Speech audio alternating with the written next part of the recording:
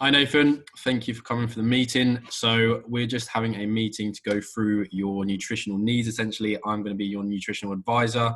I'm going to do a needs analysis on you and kind of find out all the things that I need to just ask you a few questions and the things I need to know to make you a nutrition plan to hopefully help you perform your best, and obviously optimal training, optimal performance is what we were looking for. So first question. Could I get your height and weight, please? 175 centimeters. Yeah. And 96.6 kilograms. Perfect. Thank you very much. And so regarding your nutrition at the moment, would you describe yourself as having like a good relationship with food, or? I'd say right now I've had a happy relationship with food. Okay. In the sense of, so like over December and January, I would train every day and like eat really clean every day. So like only kind of lean meats. I'd be in a lot of fruit and veg, getting pretty much enough carbs in to fuel me for the day, but not extra carbs. So I wouldn't be like powering chips down or anything. It would be like rice, or it'd be like I'd have like chicken in a wrap or something. Mm-hmm. So I was eating quite clean for a while. And then, I don't know, I think I got bored of like the same few meals on rotation. And then just kind of wasn't interested in eating because of that. So then to try and get myself eating again, I just kind of let myself eat whatever I want, and then started eating quite unclean. Mm-hmm. But then almost didn't care too much what I would eat. So I'd grab KFC, like I'd order a takeaway, I'd like make a pizza, I'd just kind of have anything I wanted, portion size, I'd eat until I felt full, even though I'd be like overfilling myself. Yeah. And then I wouldn't be training too much either. So like a happy relationship in the sense of I didn't care what I was eating, like I was happy and I was enjoying it all. Mm-hmm. But like since maybe mid-January, I've put on over 10 kilos. Mm-hmm. So it's like, it's not the ideal nutrition to be on. So I am wanting to improve it and start eating cleaner. Like this last week, I've been getting more veg in the diet, more things like pasta and rice, rather than getting like chips or whatever, or eating too much bread. So I'm cleaning it up, but it's still quite a bit of work to be done, really, because it's like deciding what meals. Okay, so regarding just what you mentioned earlier about kind of you got tired of having the same rotation of meals when you were eating kind of the more cleaner diet, do you find that's a problem? As in, do you quite like variety and to kind of keep it interesting, or do you not mind having like similar meals each day as long as you enjoy them? I'd say I don't mind having similar meals. Yeah. So like I think I ate wraps, like fajitas, every single day. Yeah. For like 3 weeks. And it was when I was trying to lose a bit of weight, but that was like the only meal I ate that day. So I'd eat once and I'd eat that, and I ate that every day. But I think I was in such a calorie deficit that the body might have been trying to hold in the weight because it was too many calories below. Yeah. And then the weight wasn't really going. So like I like a bit of variety, but at the same time, I'm happy to have like the same 3-4 meals and just kind of swing in between them. Yeah. Okay, so if I was to make a nutrition plan for you, you would potentially like a few different options, or that would kind of encompass the same meal that you could kind of switch between when you feel like it. Yeah, perfect. Okay. Yeah. Regarding so kind of around that same subject again, what food do you have any specific likes that you would like included in your nutrition plan, or any dislikes as well?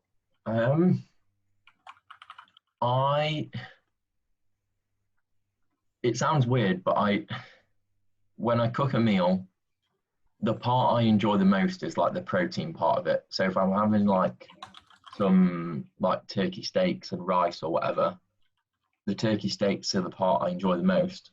So I'll have more of the turkey steaks than anything else in the meal, rather than going like 50% rice, quarter steaks, quarter veg. So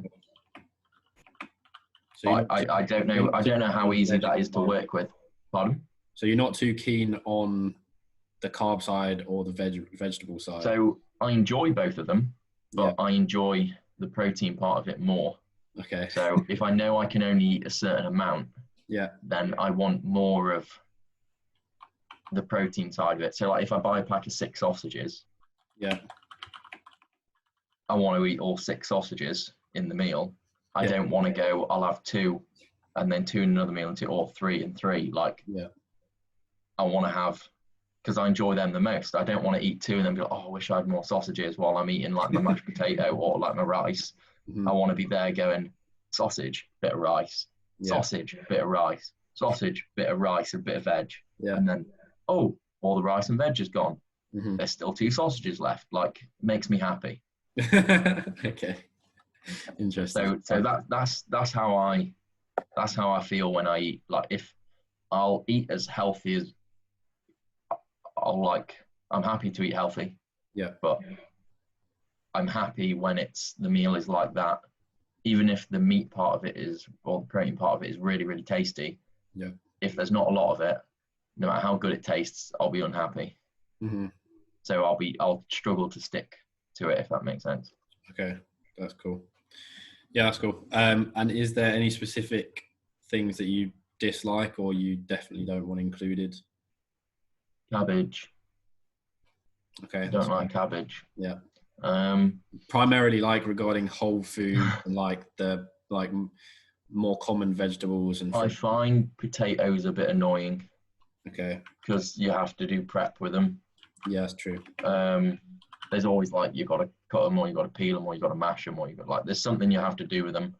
And time wise, I'm happy to spend time on a meal, but not spending loads of time doing that prep and then doing the cooking. So potatoes is a bit of a no-go. But as for other things, I'm pretty okay, really. So no vegetables that you... I buy frozen mixed veg, and I'll buy frozen sweet corn, because the frozen mixed veg doesn't often have enough sweet corn in it, so I'll pour a bit in there. So I'll happily buy that, and I'll buy frozen diced onions to add to it and things like that, and add some garlic. And okay, perfect. So have you ever had a nutrition plan made for you before? Doesn't matter if you didn't. I have, but it was more nutrition suggestions. So one time it was, here's a few meals that you can kind of try, and they were quite prescriptive, but that was quite a lot of years ago. So my body type was quite different, because I was maybe like 16, 17. And then more recently, I had one which was more, if you're doing kind of this many steps a day, this is the kind of calorie intake you want to be aiming for. If you're doing this many steps a day, this is the kind of calorie intake you want to be aiming for. And then kind of what to avoid. So like to go for like the leaner meats, and to get more like veg and stuff in my diet, because I was getting quite a lot of saturated fat in there. So I was like drinking a lot of whole milk and then eating quite like fatty meats and things like that. So it was less, this is a meal to like try. It was more try and find things that avoid these things. Does that make sense? The educational side of it, essentially. Yeah. Okay, cool. Regarding what you mentioned as well, regarding your like expenditure, as you just mentioned about like how many steps you're doing on a daily basis, would you say you're up on your feet a lot, or kind of quite sedentary, or do you know, or do you potentially know approximately how many steps you get a day? Because I know your phone, if you've got an iPhone, I can have a look now because Yeah. I think it's on where the my app. watch on placement, it will probably, if this downloads, Yeah, what because my that steps can be will quite be. helpful. And obviously, I've got to work out an approximation of how many calories you'll need. So that can be very helpful. Yeah. Obviously, it's a big factor. Have a look. So, okay, that's got quite a bit of data in it. What's that saying? So that was 4,000. Yeah. Then about 2,500. 4,000 again. This is all on placement.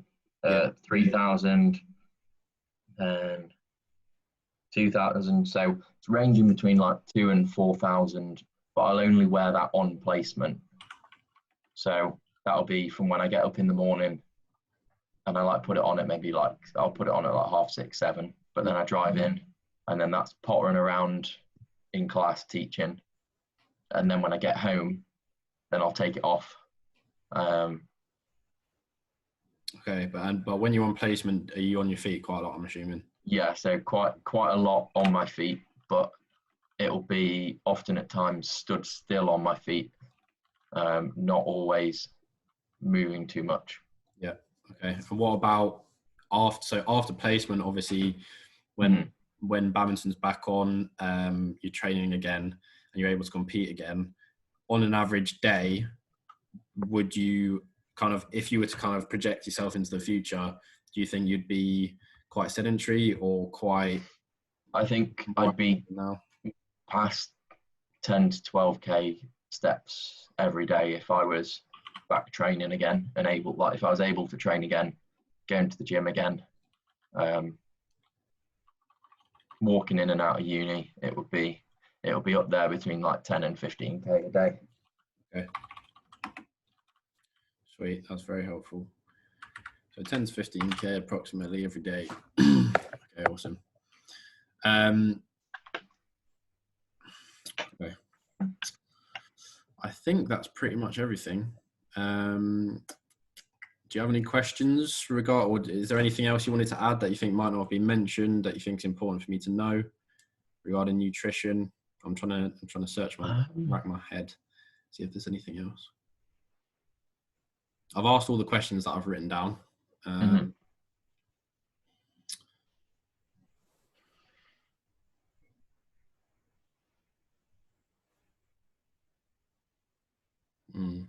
don't know really.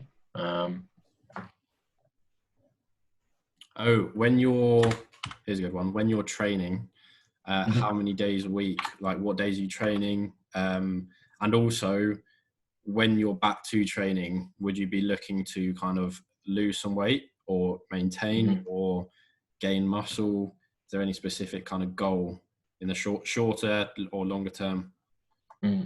So, right, when training would start again, or if I was training as normal, then it would be in the gym on a Monday, then badminton on a Tuesday, with matches, badminton on a Wednesday, badminton on a Thursday, gym on a Friday, and then tournament on a Saturday and Sunday, which is typically a lot more games than anything would be midweek. So maybe if I play for about 2 hours, let's say on a Thursday, might play 3 games at training plus an hour's worth of training. In a tournament, you can end up playing up to like 15 games, 20 games. So and then in terms of short-term goal, even right now before badminton's back, the aim is to be on like a steady weight decline. Because I know in the past when I've tried it, I'll lose it quick, and then because my calorie deficit's too big, then I don't lose any more after the first like few days, first week. So I want to kind of do it in a way that I'm going to lose it continuously for a while, but at like a slower rate, so it's working. And long-term goal when badminton is back and when I'm more at like a more target weight, then it would be to start building muscle again. Yeah. Like power and muscle. So not would like you be looking to maintain weight at that point, or looking to?